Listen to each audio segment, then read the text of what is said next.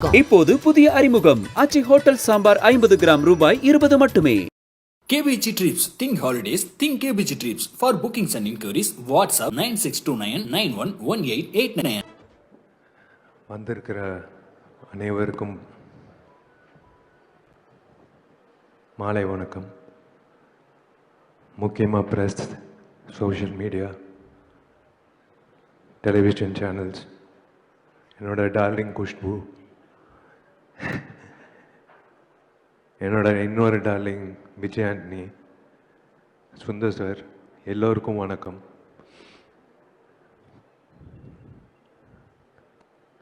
முக்கியமாக I should thank sir சொன்ன மாதிரி ஜெமினி ஸ்டுடியோஸ் திரும்ப வரணும் இன் ஃபுல் ஃப்ளெஜ். ஏன்னா we are lacking production houses, to be very frank. உங்களை மாதிரி ஃபுல் ஃப்ளெஜ்டாக ஒரு டைரக்டருக்கு அந்த க்ரியேட்டிவ் ப்ரெசன்ஸ் கொடுக்கறது is something great. Hi DD. Hi sir, நீங்கள் பேசுங்க. அந்த சோஃபாக்கு வேறு ரீசன் இருக்கு, நீங்கள் வாடகை பேசுங்க. சாரி டிஸ்டர்ப் பண்ணியிருந்தா. ஒரு இன்சிடெண்ட் சொல்கிறேன்.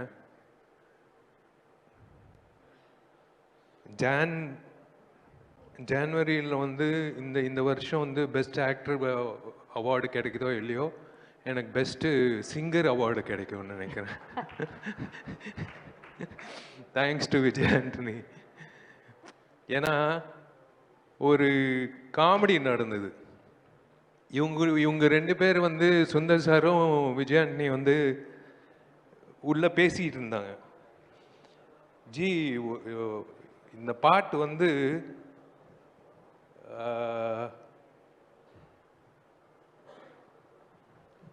ஒரு சிங்கர் பாடணும், அந்த சிங்கர் வித்தியாசமா இருக்கணும், ஆனா இனிமே பாடவே கூடாது வாழ்க்கையில் அப்படின்னு சொல்லும் போது நான் டோர் ஓபன் பண்ணி பாருறேன், இவர் தான் பாடுறாரு அப்படின்னு சொன்னாங்க.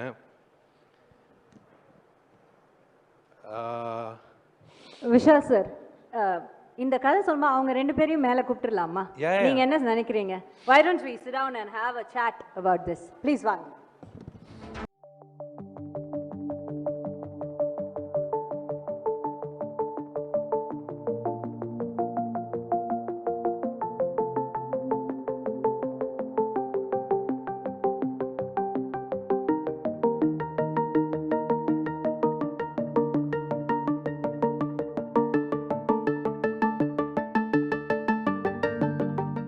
வந்திருக்கும் பெரியவர்கள், பத்திரிகை, மீடியா அண்ட் சோஷியல் மீடியா சகோதர சகோதரிகள் அனைவருக்கும் எனது மாலை வணக்கம்.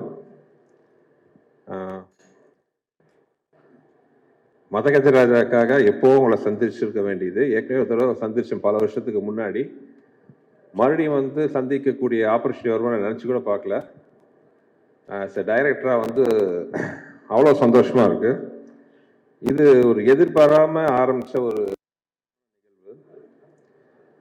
ஒரு கொஞ்ச நாளைக்கு முன்னாடி நைட் ஒரு 11:30 மணிக்கு எனது மதிப்பிற்குரிய சார் அவர்கள் நைட் ஃபோன் பண்ணார் 11:30 மணிக்கு.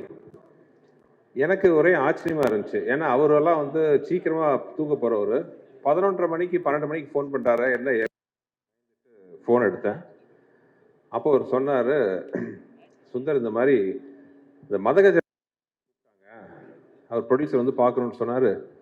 சரி, கொஞ்சம் வருஷங்களுக்கு முன்னாடி எடுத்த படமாச்சா, எப்படி இருக்கும்ன்ட்டு ஒரு டவுட்டில் தான் போனேன். நான் பார்த்து ரொம்ப அந்த படத்தை பற்றி கிட்டத்தட்ட ஒரு 1/2 மணி நேரம் ரொம்ப ரசித்து சொன்னார். அதை கேட்கும்போது எனக்கு ரொம்ப சந்தோஷமாக இருந்துச்சு. ஏன்னா திருப்பூர் சுப்பிரமணியம் சார் கிட்டத்தட்ட 30 வருஷமாக நான் என்னோட படங்களை அவர் ரிலீஸ் பண்ணிட்டு இருக்காரு. எந்த படமாக இருந்தாலும் அவர் அந்த படத்தோட வியாபாரத்தை பற்றி தான் சொல்லுவார். படம் இவ்வளோ கலெக்ஷனாக இருக்குது, நல்லா போயிருக்கு, ஆவரேஜாக போயிருக்கு மாதிரி தான் சொல்லுவார் ஒழிய எப்பவுமே அந்த படத்தை பற்றின விமர்சனம் ரைட் ஃப்ரம் முள்ளத்தெழுத்தால் ஆரம்பித்து இந்த நிமிஷம் வரைக்கும் எந்த படத்தோட விமர்சனத்தை நீ சொன்னதில்லை. அப்படிப்பட்ட ஒரு ஒருத்தராக இருக்கிற அவர் இந்த படத்தை சொல்லும்போது எனக்கு ரொம்ப சந்தோஷமாக இருந்துச்சு. சொன்னார் சொல்லிக்கல, ஏன்னா நீங்கள் என்ன நக்கல் பண்ணுவீங்க, அதனால் அது பட் அந்த அந்த அதோடு அவர் நிற்காம அந்த படம் ரொம்ப பிடிச்சதுனால அவர் இமீடியட்டாக அவர் ப்ரொடியூசர்ஸ் மற்றும் திரையுலக பேசி முடிவு பண்ணி இந்த படம் ரிலீஸ் பண்ணுறதுக்கான வழிவகை பண்ணி பொங்கல் ரிலீஸாக உங்கள் முன்னாடி நாங்கள் வந்து நின்றுருக்கோம். மதகஜராஜா எனக்கு ரொம்ப ஒரு ஸ்பெஷலான படம். ஏன்னா இந்த படத்தில் தான் வந்து எனக்கு வந்து என்னோட உடன்பெறாத தம்பி அப்போ என் குடும்பத்தில் ஒருத்தராக வந்து தொடர்ந்துட்டுருக்கு. அது ஒரு சின்ன விதையாக ஆரம்பித்த ஒரு விஷயம். ஆரம்பித்து இத்தனை வருஷம் ஆச்சுன்ட்டு நம்ப முடியல. ஏன்னா படம் ஆரம்பிக்கும் போது நான் வந்து மதகஜராஜா வேற ஒரு இன்டர்வியூவில் நான் சொல்லியிருந்தேன், இந்த 80s வந்து நிறையா ஜனரஞ்சகமான படங்கள் வந்திருக்கு. முரட்டுக்காலை, சகலகலா வல்லவன், போக்கிரி ராஜா, இந்த மாதிரி படம் மாதிரி ஒரு படம் பண்ண எனக்கு ரொம்ப ஆசையாக இருந்துச்சு. ஏன்னா எல்லாமே ரொம்ப ஒரு சீரியஸ் ஓரியன்டட், ஒவ்வொரு ஜானர் ஒவ்வொரு மாதிரி. இந்த ஜானரில் ஒரு படம் பண்ணால் எப்படி இருக்கும்? குடும்பத்தோடு உட்காந்து பெரிய லாஜிக் கீஜிக்லாம் இல்லாமல் ஒரு சந்தோஷமாக ஒரு பாசிட்டிவ் வைப்ரேஷனோட 80s வந்த மாதிரி ஒரு படம் பண்ணணுன்ட்டு நாங்கள் ஆசைப்பட்டோம். அந்த மாதிரி ஒரு படம் தான் வந்து மதகஜராஜா. 3 நண்பர்களுக்குள்ள அவங்களோட பிரச்சனையை தீர்க்கிற ஒரு மெயின் நண்பரோட கதையாக வந்து இந்த கதையை ஆரம்பித்தோம். சில காரணங்களால், தவிர்க்க முடியாத காரணம், அந்த படத்தோட டிலே ஆயிடுச்சு. ஸோ அந்த படத்தை பற்றி ரிலீஸ் பண்ணலான்னு முடிவு பண்ணி, பொங்கல் ரிலீஸ் பண்ணலான்னு முடிவு பண்ணி, ஆக்சுவலாக நேற்று முந்தா நாளாக வந்து அனௌன்ஸ் பண்ணோம். அனௌன்ஸ் பண்ணுறதுக்கு முன்னாடி எனக்கு ஒரு சின்ன பயம் இருந்துச்சு. ஏன்னா கொஞ்சம் வருஷத்துக்கு முன்னாடி எடுத்த படம் மறுபடியும் ரிலீஸ் பண்ணும்போது வரவேற்பு எப்படி இருக்கும், இல்லை மேபி சோஷியல் மீடியாவில் கலாய்ப்பாங்களா, ஏன்டா இப்போ இந்த படத்தை ரிலீஸ் பண்ணுமா முக்கியமாங்கிற மாதிரி எல்லாம் நான் கொஞ்சம் நினச்சேன். இந்த மாதிரிலாம் வரவேற்பு இருக்குமான்னு ஒரு பயத்தோடு தான் வந்து அது ஃபஸ்ட்டு ஆடு வந்துச்சு. பட் நான் மட்டும் இல்லை, எங்களோட தயாரிப்பு நிறுவனம் எல்லாருமே வந்து ஒரு சந்தோஷ சர்ப்ரைஸ் ஆகிட்டோம். ஏன்னா சோஷியல் மீடியாவில் இந்த படத்துக்கு கொடுத்த வரவேற்பு ஆர்கானிக்காக எந்த வித ப்ரொமோஷன் நாங்கள் இன்னும் ஆரம்பிக்கவே இல்லை, எதுவுமே கிடையாது. ஜஸ்ட் ஒரு அனௌன்ஸ்மெண்ட் மட்டும் தான் பண்ணணும். சோஷியல் மீடியாவில் அவ்வளோ ஒரு வரவேற்பு இந்த படத்துக்கு. சோஷியல் மீடியா மட்டும் இல்லாமல் டிவி ஆகட்டும், யூடியூப், எவ்ரிவேர் அந்த படத்தை பற்றி பயங்கர பாசிட்டிவ் வைப்ரேஷன். இந்த படம் பொங்கலுக்கு வருது, நம்ம போய் பார்க்கணும். இதெல்லாம் பார்க்கும்போது எனக்கும் விஷயாலுக்கெல்லாம் ரொம்ப நாங்கள் பேசி ரொம்ப சந்தோஷப்பட்டுக்கிட்டோம். இன்ஸ்பைட் ஆஃப் இவ்வளோ டிலே ஆனாலும் அந்த படத்து மேலே இருக்கிற ஒரு எதிர்பார்ப்பு இன்னும் இருக்குங்கன்னு நினைக்கும் போது ஒரு டைரக்டராக எனக்கு ரொம்ப சந்தோஷம். இந்த படத்தை வந்து வாழ்த்தி வரவேற்று ட்வீட் பண்ணின, சோஷியல் மீடியாவில் போட்ட, டிவியில் பகிர்ந்து கொண்ட அனைத்து நண்பர்களுக்கும் என்னோட, ஏன்னா இது வந்து எங்களுக்கு ஒரு பெரிய ஒரு கான்ஃபிடன்ஸ் பூஸ்டாக இருந்துச்சு. அது மட்டும் இல்லாமல் படம் இன்னும் ஒரு வாரத்தில் ரிலீஸ் ஆக போகுது. படத்தை பார்த்துட்டு அதே மாதிரி ஒரு நல்ல ஒரு ஒப்பீனியன் கொடுப்பீங்கன்னு நினைக்கிறேன். ஆனால் அதே நிமிஷத்தில் இன்னொரு சொல்லிக்கிறேன், நாங்கள் யாருமே சொல்லாத விஷயத்துலாம் சொல்லலை. இது ஒரு நல்ல ஒரு என்டர்டெய்னர். ஏன்னா அந்த படம் நாங்கள் ஆரம்பித்தோம் மனசு தான் நாங்கள் ஆரம்பித்தோம். அந்த பொங்கலுக்கு மிஸ் ஆனது இந்த பொங்கலுக்கு வருது.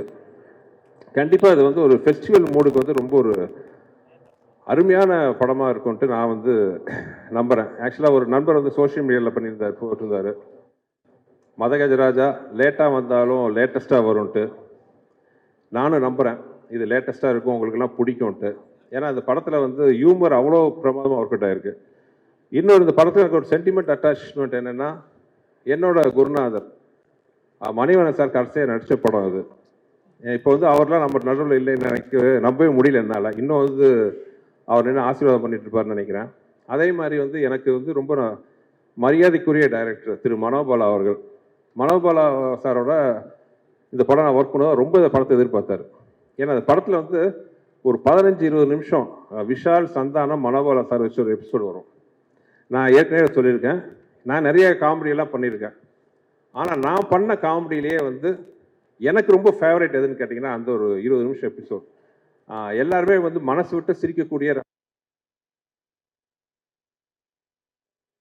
ஒவ்வொருத்தரையும் மனோபாலா சார் வந்து கேட்பாரு, எப்படா அந்த படம் ரிலீஸ் ஆகுது, அந்த படம் ரிலீஸ் ஆச்சுன்னா என் ரேஞ்சே வேற அப்படின்னு சொல்லிட்டு இருப்பாரு. அன்ஃபார்ச்சுனேட்லி அவர் இல்லை. ஆனால் அவர் நினைவுகளை வந்து இந்த படம் இனிமையாக சுமந்துட்டு வரும்ன்ட்டு நம்பிக்கை எனக்கு இருக்குது. இந்த படத்தில் வந்து ஒரு மிகப்பெரிய ஒரு ப்ளஸ் என்னென்னா, அப்பார்ட் ஃப்ரம் விஷால், விஜய் ஆண்டனி, நானும் விஜய் ஆண்டனியும் வந்து ஃபஸ்ட்டு சேர்ந்து ஒர்க் பண்ண படம் இதுதான். நான் முதல்ல அவுட்லுக்கில் அவர் பார்க்கும்போது ஒரு பெரிய மியூசிக் டைரக்டர், ஒரு பயங்கரமாக இருப்பார் அப்படி இப்படின்னு நினச்சேன்.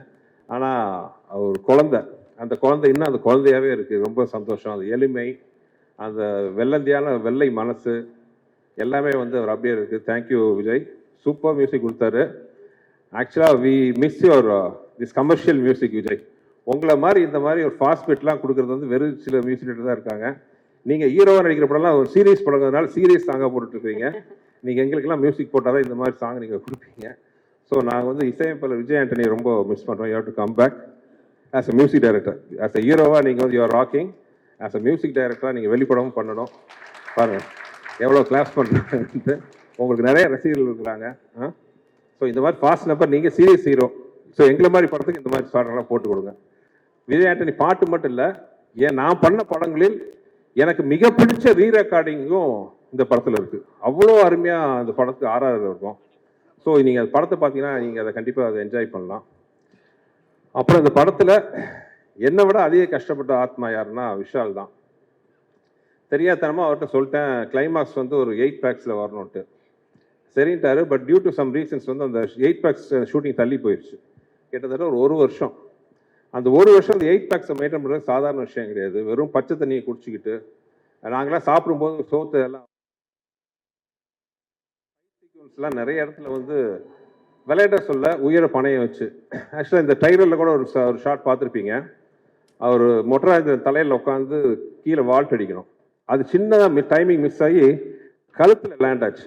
அதை பார்த்து எனக்கு கழுத்து அந்த டொக்குன்னு சத்தமே கேட்டுச்சு. எங்களுக்கு உயிரே போயிடுச்சு. ஐயோ என்ன ஆக போதோ ஏதோ வருது மனசுல. நல்ல வேலையை அப்போலோ பக்கத்துலேயே நாங்கள் ஷூட் பண்ணிட்டு இருந்தோம். இமீடியட்டாக அப்போலோ கூப்பிட்டு போனோன்னா அந்த டாக்டர் பார்த்துட்டு சொன்ன ஒரே வார்த்தை, பிகாஸ் இவர் ஃபிசிக்கலாக எக்ஸசைஸ்லாம் பண்ணி அவ்வளோ ஸ்ட்ராங்காக இருக்கிற ஒரே காரணத்தினால வந்து இதனால எந்த வித பாதிப்பு இல்லைன்னு சொன்னார். ஆனால் அதை பற்றி இவர் கவலைப்படாமல் இமீடியட்டாக வந்து அடுத்த ஷாட்டுக்கு ரெடி ஆகிட்டாரு. ஸோ படத்தில் ஆக்ஷன்ஸ்லாம் ரொம்ப நல்லாயிருக்கும். எஸ்பெஷலி இந்த கிளைமாக்ஸ் சாங். கிளைமாக்ஸ் வந்து 2 மலைகள் மோதிக்கிற மாதிரி ஒரு ஃபைட் சீக்வன்ஸ் வரும். அதில் வந்து சோனு சூட் ஃபர்ஸ்டே வந்து சோனு சூடோட சட்டையெல்லாம் கழிச்சு அவர் பேர் பாடியில் வர மாதிரி அவரை பார்த்தோன்னா நாங்களாம் வாயை பிறந்துட்டோம். சும்மா ஒரு 6.25 அடி உயரத்தில் பாடி 6 பேக்லாம் வச்சுட்டு அப்படி இருந்தார். எப்பா என்ன மாதிரி இருக்காருப்பா சோனு சூடு. நாங்கள் ஷூட் பண்ணும்போதே பயந்தோம். அடுத்த நாள் வந்து நம்ம கருப்பு தங்கம் வந்து சட்டையை கழட்டினாரு. எல்லாம் ஆரம்பிட்டோம். அப்படி ஒரு பிசிக் அந்த பாடி படத்துக்காக ஒரு கட்டமைச்ச பாடி. எனக்கு இன்னும் அந்த மதகஜராஜா வெளியில் வரணும்னு நான் இவ்வளோ ரொம்ப போராடினதுக்கு ஆசைப்பட்டதுக்கெல்லாம் ஒரே காரணம், விஷால் பட்ட கஷ்டத்தை மக்கள் பார்க்கணும். மக்கள் பார்த்து அதை பிடிச்சி ஏற்றுக்கிறது மக்களோட கையில் இருக்கு, பத்திரிகையாளர்கள் உங்க கையில் இருக்கு. ஆனா அந்த உழைப்பை வந்து அவங்க பார்த்தா தானே அதை என்னன்னு டிசைட் பண்ணும். நாங்கள் ரொம்ப ஆசைப்பட்டது காரணம் விஷாலோட உழைப்பு என்னன்ட்டு எல்லாம் பார்க்கணும்னு ஆசைப்பட்டேன். Madha Gaja Raja is fantastic family entertainer. ரொம்ப ஏதோ நல்ல விதமாக எனக்கு ஒரு லைசன்ஸ் கொடுத்துருக்கீங்க. சுந்தர்சி படம் யாரும் சொல்லாத ஒரு விஷயத்தெல்லாம் சொல்ல போகிறது இல்லை, புதுசாக எந்த விஷயமும் இருக்க போகிறது இல்லை. ஆனால் என்டர்டெயின்மெண்ட்டாக இருக்கும், குடும்பத்தோட பார்க்க வரலாம். மினிமம் ஒரு படத்தில் ஒரு 15 நிமிஷமாச்சும் உங்கள் மனசார சந்தோஷப்பட்டீங்கன்னா அதுதான் நீங்கள் எனக்கு கொடுக்க போகிற மிகப்பெரிய பரிசாக நான் இது வரைக்கும் நினச்சிட்டு இருக்கேன். மதகஜராஜா அந்த அனுபவத்தை உங்களுக்கு கொடுக்கணும்னு நான் நம்புகிறேன். பார்த்து நீங்கள் எல்லாருமே சப்போர்ட் பண்ணணும்.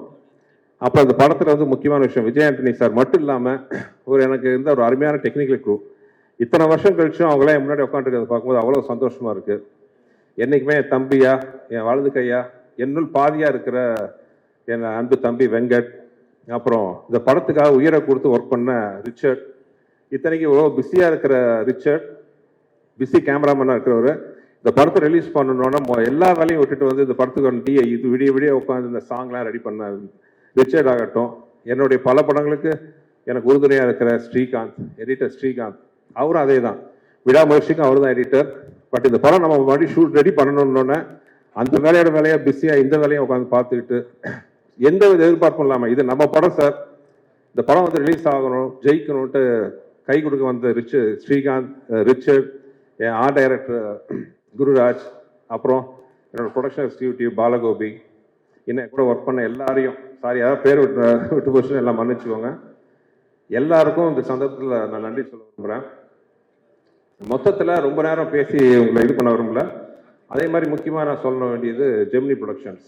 என்னதான் ரிலீஸ் கொஞ்சம் சில காலங்களால் தாமதமானாலும் ஒரு ப்ரொடக்ஷன் ஹவுஸாக எந்த டைரக்டரோட ட்ரீம் ப்ரொடக்ஷன் ஆஃபீஸ் கம்பெனி அவங்க ஒரு செகண்ட் கூட வந்து இது வேணுமா, இது செலவு பண்ணணுமா, அதை பற்றி கேட்கவே இல்லை. நான் என்ன கேட்டாலும் ப்ரொவைட் பண்ண ஒரு ஃபென்டாஸ்டிக் ப்ரொடக்ஷன் ஹவுஸ்.